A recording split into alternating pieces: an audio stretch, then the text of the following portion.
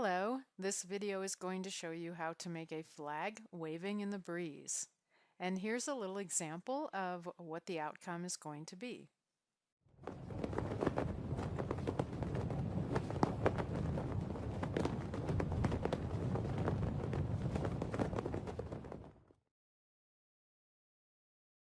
Start out with a new blank file. Let's create a new vector layer and leave that first one alone. New layer vector.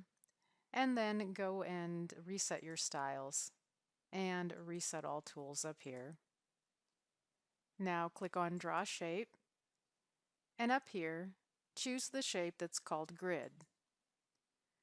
Now you'll see there are two fields, one for horizontal and one for vertical. Next to horizontal, let's put 7, and on vertical, put 6.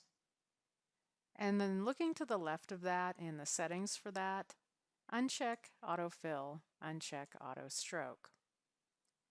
And what you're going to do is draw out a shape about this size, and all those little boxes there, try and get them so that they're, I don't know, pretty close to square. It doesn't have to be perfect, but sort of a flag shape. Now in the layers palette, double click on this layer 2 where you just drew that and call that one flag. And we're going to duplicate that. So click on the duplicate layer icon. And with this second flag, the one that's on the top now, we actually need to create stroke lines to use them as guides. In the tools, click on the Create Shape button here. And then you should see that all of those lines are highlighted in red. And up here in the settings, choose Stroke, and then click on Create Shape. If you want to right now, you could increase the width of the stroke. This is just going to be something that you throw out eventually, but you want to be able to see the lines really clearly. And now go over to the Layers palette, click on New Layer, and choose Bone. And you can name this flag also. Now flag 2 actually needs to be above that bone, all right, not inside it. But the first flag needs to be inside the bone folder. So at this point, you should have your layers palette looking just like this. Now click on the bone layer there. I think I'm going to zoom in a little bit. And then go over to the bone tools and click on Add Bone. Hold the Shift key down so that you get nice straight bones. And starting right up here in the upper left corner, we're going to draw a bone right over this line and only down to the next crossroad. So a bone here, and then another, again, and the last.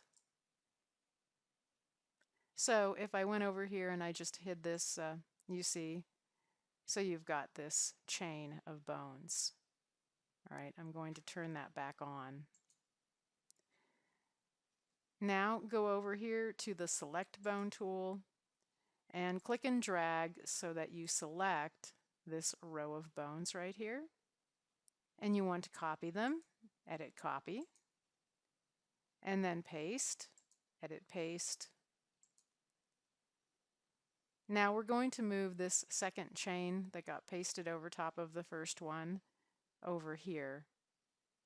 So you use this tool right here, the transform bone, and point only on the very top here, the top bone, and in the circle. And you can hold Shift down so that you drag it straight across. Now do another paste, which you can just do edit paste and it will paste what you had previously copied, and drag the next set. All right, do this all the way across. And I'm going to pause the video and finish, but just get one row per the vertical line all the way to the last one. Okay, I've returned and I've finished. Let me click on the eyeballs over here for that flag layer, and what I've got is the chain of bones going straight down all the way across along those vertical lines. Okay, so yours needs to look like that. Now, we actually don't need this layer anymore, but go ahead and click the eyeballs on that one to hide it, and then click down here into the flag vector layer that's inside the bone. Now, if all of your little points happen to have gotten deselected, then you need to go up here to Edit and select All. In the Tools, click on Create Shape. And in the settings up here, click on Fill. And then right here, click on this line. You need to see where you've got the checkerboard filling up the whole area so that you can create a color all the way across this rectangle. You don't want to try to fill lines or create stroke lines or anything like that.